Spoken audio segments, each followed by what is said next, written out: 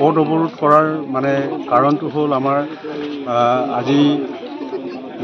বহু বছৰ ধৰিয়েই হওক বা তেনেকৈ যোৱা জুন মাহৰ ১৮ জুনৰ পৰা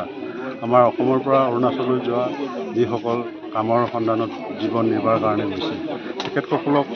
তাত তেওঁলোকৰ মানে নিৰাপত্তা নোহোৱাৰ কাৰণে আৰু তাত ৰয়িঙত যিটো ঘটনা ঘটিছে তাত যিটো পিষ্টল দি গুলিয়াইছে শংকৰ পেগুক আৰু আমাৰ প্ৰভাস দলেক যেনেকৈ জুন মাহত হত্যা কৰিছিলে আৰু অসমৰ যিসকল নিবনুৱা ল'ৰা তালৈ কাম কৰিবলৈ যাওঁতে তাত অৰুণাচল চৰকাৰে কোনো ধৰণৰ নিৰাপত্তা নোপোৱাৰ কাৰণে তেওঁলোকে নিৰাপত্তা নিদিয়াৰ কাৰণে আজি আমি ৰিহাজুলি মিচিং গাঁৱৰ এই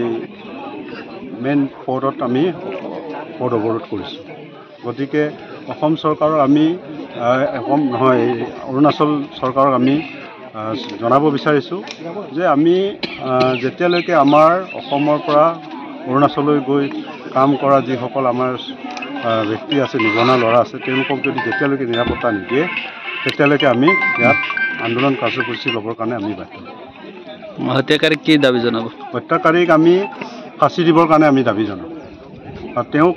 ফাঁচি দিব লাগে বুলি আমি দাবী জনাম। TMPK, MMK, TMMK, সদৌ মিচিং ছাত্ৰ সন্থা, মিচিং সংগ্ৰাম সমিতি আৰু সদৌ মিচিং মহিলা কমিটি এই তিনিটা জাতীয় সংগঠনৰ উদ্যোগত আজি আমি গোটেই অসমজুৰি অৰুণাচল সীমাৰ যিখিনি আমাৰ পথ তাত আমি পথ অৱৰোধ কৰিছোঁ।